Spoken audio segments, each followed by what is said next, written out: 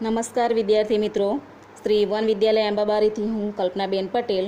મિત્રો, આજે આપણે ધોરણ 12નું તત્વજ્ઞાન અને એમાં છઠ્ઠું ચેપ્ટર છે ભારતીય તર્કશાસ્ત્રમાં અનુમાન.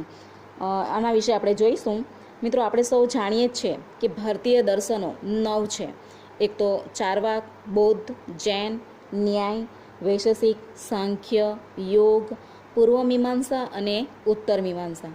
આ 9 દર્શનો જ્ઞાન અંગેની વિચારણા કરે છે. હવે આ જે જ્ઞાન છે એ યથાર્થ કે અયથાર્થ હોય છે. જે યથાર્થ જ્ઞાન હોય એને પ્રમા તરીકે ઓળખવામાં આવે છે અને જે અયથાર્થ જ્ઞાન હોય એને અપ્રમા તરીકે ઓળખવામાં આવે છે. હવે જે યથાર્થ જ્ઞાન મેળવવા માટેના જે સાધનો હોય એને પ્રમાણ કહેવામાં આવે છે. જેના વડે શંકા અને ભ્રમણાથી મુક્ત એવા સત્ય જ્ઞાનની પ્રાપ્તિ થાય છે તેને ભારતીય તર્કશાસ્ત્રમાં પ્રમાણ તરીકે ઓળખવામાં આવે છે. હવે આ જે પ્રમાણ છે એમના અંગે ભારતીય દાર્શનિકોએ એનો અભ્યાસ કર્યો છે. તો એનો પરિચય આપણે જોઈએ. મિત્રો, એમાં આપણે જોઈએ તો અવૈદિક દર્શન અને વૈદિક દર્શનો જોવા મળે છે. તો વૈદિક દર્શનોમાં જોઈએ તો ચારવાક દર્શન, બૌદ્ધ દર્શન અને જૈન દર્શન એ અવૈદિક દર્શનો છે. જ્યારે વૈદિક દર્શનો છે એમાં ન્યાય દર્શન, વૈશેષિક દર્શન, સાંખ્ય દર્શન, યોગ દર્શન, પૂર્વ મીમાંસા અને ઉત્તર મીમાંસા છે. હવે આ કોષ્ટકના આધારે તમને ખ્યાલ આવશે. જુઓ કે અવૈદિક દર્શન છે એમાં સૌથી પહેલાં આપણે જોઈએ તો ચારવાક દર્શન છે એ માત્ર એક જ પ્રમાણનો સ્વીકાર કરે છે. પ્રત્યક્ષ જ્ઞાનને જ નો એ સ્વીકાર કરે છે, એટલે એના પ્રમાણની સંખ્યા 1 છે. જ્યારે બૌદ્ધ દર્શન જે છે એ 2 પ્રમાણોનો સ્વીકાર કરે છે. એક તો પ્રત્યક્ષ અને અનુમાન, એટલે કે જે પ્રત્યક્ષ જોયું હોય, નિહાળ્યું હોય એના આધારે ને એના આધારે જે અનુમાન છે. તો આમ 2 પ્રમાણોનો એની સંખ્યા છે. જૈન દર્શનમાં પ્રત્યક્ષ, અનુમાન અને શબ્દ, એટલે કે એના પ્રમાણોની સંખ્યા 3 છે. હવે વૈદિક દર્શનમાં જોઈએ તો ન્યાય દર્શન છે એ 4 પ્રમાણોનો સ્વીકાર કરે છે. એક તો પ્રત્યક્ષ, અનુમાન, ઉપમાન અને શબ્દ. તે જ રીતે વૈશેષિક દર્શન જે છે એ 2 પ્રમાણોનો સ્વીકાર કરે છે, પ્રત્યક્ષ અને અનુમાન. સાંખ્ય દર્શન 3 પ્રમાણોનો સ્વીકાર કરે છે, એક તો પ્રત્યક્ષ, અનુમાન અને શબ્દ. અને યોગ દર્શન પણ 3 પ્રમાણોનો સ્વીકારે છે, એક તો પ્રત્યક્ષ, અનુમાન અને શબ્દ. હવે પૂર્વ મીમાંસામાં જોઈએ તો પ્રભાકર મિશ્ર જે છે એ જ્ઞાનના 5 પ્રમાણોને સ્વીકારે છે, એક તો પ્રત્યક્ષ, અનુમાન, ઉપમાન, શબ્દ અને અર્થાપ્તિ, એટલે કે એના 5 પ્રમાણોને સ્વીકારે છે. જ્યારે કુમારીલ ભટ્ટ જે છે એ 6ઠ્ઠા પ્રમાણનો પણ એમાં ઉમેરો કરે છે. તો એની અંદર એ 6 પ્રમાણોનો સ્વીકાર કરે છે. એમાં છે પ્રત્યક્ષ, અનુમાન, ઉપમાન, શબ્દ, અર્થાપ્તિ અને અનુપલબ્ધિ. તો આ રીતે એ 6 પ્રમાણોનો સ્વીકારે છે. અને ઉત્તર મીમાંસાની અંદર આપણે જોઈશું તો ઉત્તર મીમાંસકોમાં શંકરાચાર્ય અને રામાનુજાચાર્ય જે છે એ બંને 3 પ્રમાણોને સ્વીકારે છે, એક તો પ્રત્યક્ષ, અનુમાન અને શ્રુતિ. એટલે આ રીતે કોષ્ટકના આધારે પરીક્ષામાં તમને પૂછાય છે કે ભારતીય દર્શનોમાં શેના અંગે વિચારણા થાય છે, ચારવાક દર્શન અનુસાર યથાર્થ જ્ઞાન કેટલા પ્રમાણમાં દ્વારા પ્રાપ્ત થાય છે. તો આ રીતે તમને 1 માર્કના પ્રશ્નો આમાંથી પૂછી શકાય. હવે આપણે આગળ જોઈએ તો ન્યાય દર્શનની દ્રષ્ટિએ અનુમાનની વ્યાખ્યા અને એનું સ્વરૂપ. તો જે આ જે ભારતીય દર્શનો જે છે એમાં ચારવાક દર્શનને બાદ કરતાં પ્રત્યેકમાં અનુમાન વિશે વિચારણા કરવામાં આવે છે. તો જે ન્યાય દર્શનની કરેલી અનુમાન વિષયક જે વિચારણા છે એમાં ખૂબ જ મોટું સ્થાન ધરાવે છે. એટલે અનુમાન સંબંધી જે વિચારણા રજૂ થાય છે તો એ ન્યાય દર્શનને સંક્ષેપમાં ન્યાય તરીકે પણ ઓળખવામાં આવે છે. અને આ ન્યાય દર્શનોના જે પ્રતિપાદકો છે એમને ન્યાયિકો તરીકે કહેવામાં આવે છે, એટલે કે એના નામે એમને ઓળખવામાં આવે છે. તો ન્યાયિકોના મતે અનુમાન પ્રમાણ પ્રત્યક્ષ પ્રમાણ પર આધારિત છે. એટલે અનુમાનનું સ્વરૂપ સમજીએ તે પહેલાં પ્રત્યક્ષનું સ્વરૂપ આપણે સમજવું જરૂરી છે. જુઓ, નેત્રેન્દ્રિય, શ્રવણેન્દ્રિય અને સ્વાદેન્દ્રિય, ઘ્રાણેન્દ્રિય, સ્પર્શેન્દ્રિય દ્વારા થયેલું જ્ઞાન પ્રત્યક્ષ જ્ઞાન કહેવાય છે. નેત્રેન્દ્રિય એટલે આંખોથી આપણે જે જોયું હોય એ, શ્રવણેન્દ્રિય એટલે કે જે આપણે સાંભળ્યું હોય, સ્વાદેન્દ્રિય એટલે જે આપણે ચાખી જોયું હોય, ઘ્રાણેન્દ્રિય એટલે આપણે જે સૂંઘી જોઈએ અથવા તો નાક થકી, અને સ્પર્શેન્દ્રિય એટલે કે સ્પર્શ દ્વારા થયેલું જે જ્ઞાન હોય એને પ્રત્યક્ષ જ્ઞાન કહેવાય છે. ન્યાયિકોના મતે અનુમાન દ્વારા આપણને તો અને તો જ જ્ઞાન મળે, અને કે જો એની પહેલાં આપણને એ પ્રત્યક્ષ જ્ઞાન આપણે મેળવેલું હોય, એટલે કે આપણને એ જ્ઞાન થયેલું હોય. અનુમાનની પૂર્વ શરત ન્યાયાનુસાર પ્રત્યક્ષ જ્ઞાન છે. ન્યાય દર્શન અનુસાર અનુમાન શબ્દનો અર્થ થાય છે કે અનુ, એટલે કે અનુનો અર્થ થાય પછી થતું, અને માનનો અર્થ થાય છે જ્ઞાન, એટલે કે પૂર્વ પ્રત્યક્ષ દ્વારા થયેલા જ્ઞાનને આધારે તારવવામાં આવેલું જ્ઞાન એટલે અનુમાન. અનુમાન પ્રત્યક્ષ જ્ઞાનના આધાર વગર શક્ય બનતું નથી. આપણે અગાઉ જોયું હોય તો જ આપણે એ વસ્તુનું અનુમાન કરી શકીએ. હવે ન્યાયિકોના મતે અનુમાન એટલે પ્રત્યક્ષ વિષયના જ્ઞાન પરથી તેની સાથે હંમેશા સંકળાયેલા અન્ય અપ્રત્યક્ષ વિષયનું જ્ઞાન પ્રાપ્ત કરવાની માનસિક પ્રક્રિયા છે. જેમ કે આપણે ઉદાહરણ જોઈએ તો પર્વત પર ધુમાડો નીકળે છે, એમ આપણે પ્રત્યક્ષ જોઈએ, અને જ્યાં જ્યાં ધુમાડો ત્યાં ત્યાં અગ્નિ, એ આપણે અનુભવેલા જે કાયમ એ બંને સાથે હોય છે એના આધારે આપણે અપ્રત્યક્ષ એવા અગ્નિનું આપણને જ્ઞાન થાય છે. આપણે ઉદાહરણ જોઈએ કે જો પર્વત પર અગ્નિ છે એવું આપણે કહી દઈએ કે પર્વત પર ધુમાડો નીકળે છે, તો પર્વત છે ત્યાં ધુમાડો આપણને દેખાય છે, તો ધુમાડો આપણને દેખાય છે એના પરથી આપણે અનુમાન તારવી શકીએ કે ત્યાં અગ્નિ છે. જેમ એટલે એ જ્ઞાન આપણને પ્રત્યક્ષ પ્રમાણમાં પ્રાપ્ત થતું નથી, અગ્નિ આપણને દેખાતું નથી, પરંતુ આ ધુમાડાના આધારે આ જ્ઞાન અનુમાન આપણે મેળવી શકીએ છીએ. હવે અનુમાનના આ દ્રષ્ટાંતમાં એના 3 પદો છે. એક તો પર્વત, ધુમાડો અને અગ્નિ. આ પદોમાં આપણે જોઈએ તો પક્ષ, હેતુ અને સાધ્ય તરીકેને ઓળખવામાં આવે છે. હવે ત્રણે ત્રણની આપણે વ્યાખ્યા જોઈએ તો પક્ષ કોને કહેવાય? તો પક્ષ એટલે જેના વિશે અનુમાન તારવવામાં આવ્યું હોય. ઉદાહરણ તરીકે તે પર્વત પર અગ્નિ છે એ અનુમાન તારવવામાં આવ્યું હોય તો તેમાં તે પર્વત જે છે એ પક્ષ છે. હવે હેતુ એટલે જેના પ્રત્યક્ષ જ્ઞાનને આધારે અનુમાન ક્રિયાનો પ્રારંભ થાય છે, તો તે પર્વત પર અગ્નિ છે એ અનુમાન તારવવાની ક્રિયાનો આરંભ પર્વત પર જોવા મળતા ધુમાડાના આધારે, એટલે કે ધુમાડાના જ્ઞાનથી થાય છે. આપણે ધુમાડો જોયો તો એના પરથી આપણે અનુમાન કરીએ કે ત્યાં અગ્નિ છે, એટલે ધુમાડો એ હેતુ છે. અને સાધ્ય એટલે અનુમાન દ્વારા પક્ષમાં જે સાબિત થાય છે. પર્વત પર અગ્નિ છે એ અનુમાનમાં તે પર્વત એ પક્ષ થયું, અગ્નિ એ ત્યાં છે એવું એ સિદ્ધ થાય છે, કારણ કે આપણે ધુમાડો ત્યાં જોયો છે, ધુમાડો એ સાધ્ય છે, અને એના આધારે આપણે એ અનુમાન તારવીએ છીએ.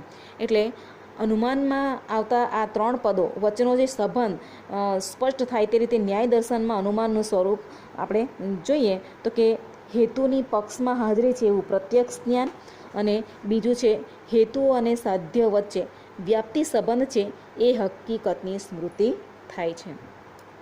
હવે જુઓ ન્યાય દર્શનના અનુમાનનું બંધારણ. હવે ન્યાય દર્શન અનુસાર અનુમાનનું એક નિશ્ચિત માન્ય રૂપ છે, જેને શાબ્દિક રીતે 5 વાક્યો કે અવયવો દ્વારા રજૂ કરવામાં આવે છે. આ 5 વાક્ય દ્વારા રજૂ થતું અનુમાનને આપણે પંચાવયી એટલે કે 5 અવયવોવાળું કહેવાય છે. હવે આ 5 કયા કયા એ અવયવો છે એ આપણે જોઈએ તો કે અહીં કોષ્ટકમાં આપીએ છીએ. જુઓ, ભારતીય પંચાવયી અનુમાન, તો એમાં સૌથી પહેલાં છે પ્રતિજ્ઞા, બીજું છે હેતુ, ત્રીજું છે ઉદાહરણ સહિત વ્યાપ્તિ, અને ચોથું છે ઉપનય, અને પાંચમું છે નિગમન. તો પ્રતિજ્ઞામાં આપણે સૌથી પહેલાં જોઈએ તો પ્રતિજ્ઞા એ પંચાવયી અનુમાનનો પ્રથમ અવયવ છે. ધારો કે એનું ઉદાહરણ આપણે જોઈએ, તે પર્વત પર અગ્નિ છે, તો આ અનુમાન દ્વારા જે જ્ઞાનની સત્યતા સાબિત કરવાની છે તે જ્ઞાનની રજૂઆત કરતા વાક્યને પ્રતિજ્ઞા તરીકે ઓળખવામાં આવે છે. પંચાવયી અનુમાન એ એક વ્યક્તિએ પોતે માનસિક રીતે જે વિચારેલું હોય, જે તારવેલું એ અનુમાનની બીજી વ્યક્તિ હોય એની આગળ જે રજૂ કરવામાં આવેલી શાબ્દિક રજૂઆત છે. વક્તાએ અનુમાન દ્વારા જે ફલિત વિધાન તારવ્યું છે તે શ્રોતાને પહેલેથી જ જણાવી દેવામાં આવે તો તે ફલિત વિધાન માટે અનુમાનમાં રજૂ થયેલા આધાર વિધાનોનું શ્રોતા યોગ્ય રીતે મૂલ્યાંકન કરી શકે છે. એટલે ફલિત વિધાનના સંદર્ભમાં આપણે જો વિચાર કરીએ તો શ્રોતાને આધાર વિધાનનું જો સ્વીકાર્ય લાગે તો તેના આધારે તે ફલિત વિધાનની સત્યતાનો પણ સ્વીકાર કરે છે. એટલે કે સામે જે વ્યક્તિ હોય એની પાસે તાર્કિક આધારો રજૂ કરી જો ફલિત વિધાનનો સ્વીકાર કરાવવો હોય તો તે ફલિત વિધાનને તેને પહેલેથી જ જણાવી દેવામાં આવે એ મનોવૈજ્ઞાનિક અને તાર્કિક બંનેની દ્રષ્ટિએ ઉપકારક નીવડે છે. આપણે ઉદાહરણ જોઈએ તો હું તમારી આગળ તે પર્વત પર અગ્નિ છે એમ સાબિત કરવા માગું છું, તો આ જે પ્રતિજ્ઞા એ ફલિત વિધાનનું નિરર્થક ઉચ્ચારણ હોય એવું જણાય છે. કારણ કે પ્રતિજ્ઞા એ પંચાવયી અનુમાનમાં આવતું વધારાનું વાક્ય નથી, પણ સામી વ્યક્તિને પ્રતીતિ કરાવવા માટે રજૂ થયેલા પંચાવયી અનુમાનનું ખૂબ જ મહત્ત્વનું પ્રથમ સોપાન એટલે કે પહેલું પગથિયું છે. ત્યારબાદ આપણે બીજું જોઈએ તો બીજો એનું અવયવ છે હેતુ. તો હેતુ એ પંચાવયી અનુમાનનો બીજો અવયવ છે.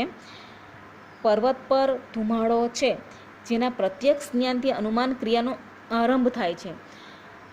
એનો હેતુ કહેવામાં આવે છે કે ન્યાયિકોના મતે હેતુની પક્ષમાં હાજરી છે એવું પ્રત્યક્ષ જ્ઞાન થાય તો અને તો જ અનુમાનની ક્રિયાનો આરંભ થાય છે. એટલે કે હેતુમાં રજૂ થતા વાક્ય દ્વારા વક્તા એટલે કે જે કહેનાર જે છે એ શ્રોતા એટલે કે સાંભળનારને એમ જણાવે છે કે પક્ષમાં સાધ્યની હાજરી સાબિત કરવા માટે પક્ષમાં જે હેતુની હાજરી હોવી જોઈએ તે ખરેખર છે એવું આપણે પ્રત્યક્ષ જોઈએ છીએ.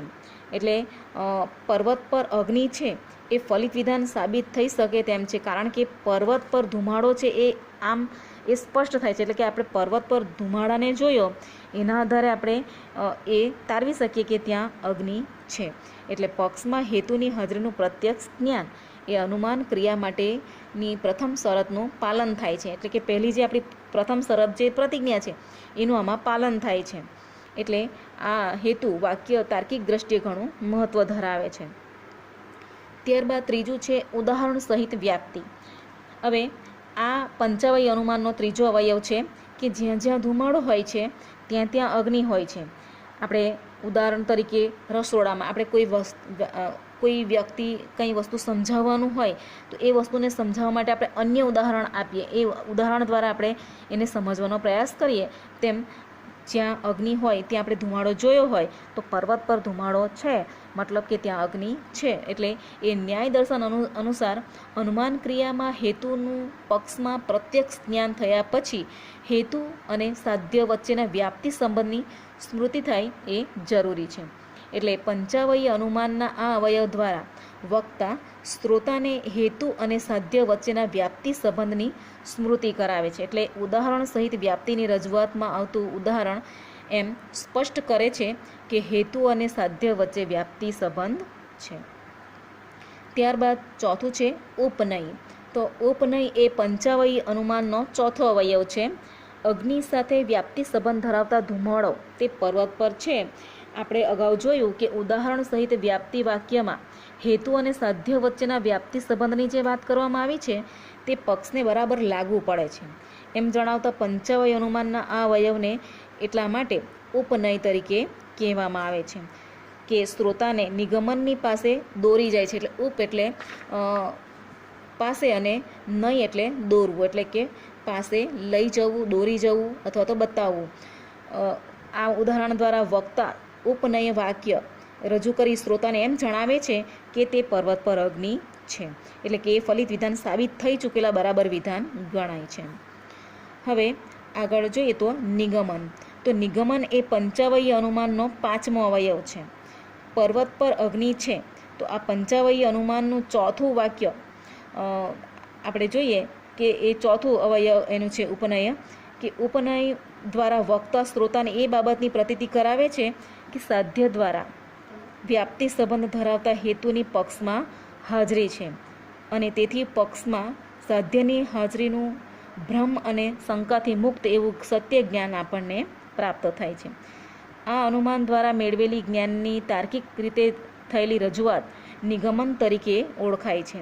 આપણે જે ઉદાહરણ જોયું એમાં વક્તા નિગમન રજૂ કરીને શ્રોતાને એમ જણાવે છે કે અગ્નિ સાથે વ્યાપ્તિ સંબંધ ધરાવનાર ધુમાડો તે પર્વત પર છે, તેની આપણને ખાતરી કરી લીધી છે.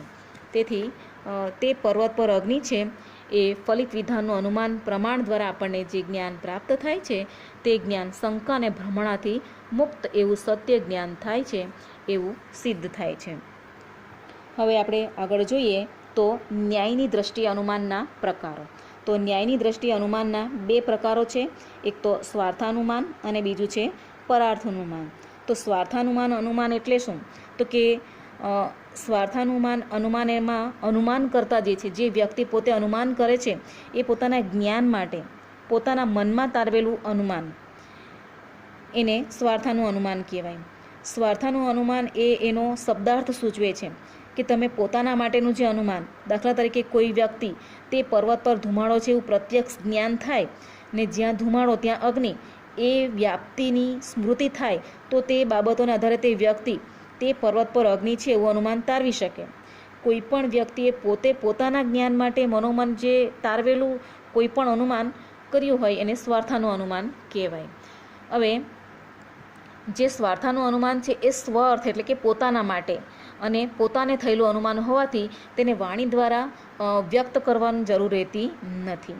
પણ આ જ સ્વાર્થાનું અનુમાન એ અનુમાન કરતાં પોતાના માટે તારવેલું જે અનુમાન છે એને જ્યારે બીજાને કહેવું હોય અથવા તો બીજાને જણાવવું હોય તો ત્યારે એ મૂળ સ્વરૂપે શબ્દાત્મક રૂપે નહીં પણ એને શબ્દાત્મક રૂપે રજૂ કરવાનું હોય છે. ત્યારે સ્વાર્થાનું અનુમાન એ અનુમાન કરતાં પોતાના માટે તારવેલું હોવાથી એ જ્ઞાનાત્મક હોય છે, પરંતુ જ્યારે અન્ય વ્યક્તિને એની પ્રતીતિ કરાવવાની હોય ત્યારે તે અનુમાનની પ્રતિજ્ઞા, હેતુ અને આગળ આપણે જે 5 અવયવો જોઈ ગયા વિધાનો દ્વારા એને વ્યવસ્થિત રજૂ કરવી પડે છે.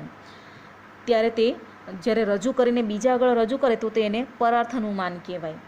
જુઓ, બીજું છે પરાર્થ અનુમાન એટલે કે એક વ્યક્તિએ અન્ય વ્યક્તિને જ્ઞાન આપવા માટે તેની જે સમજ હોય એ સમજને રજૂ કરીને જે અનુમાન કરે એને પરાર્થ અનુમાન કહેવાય.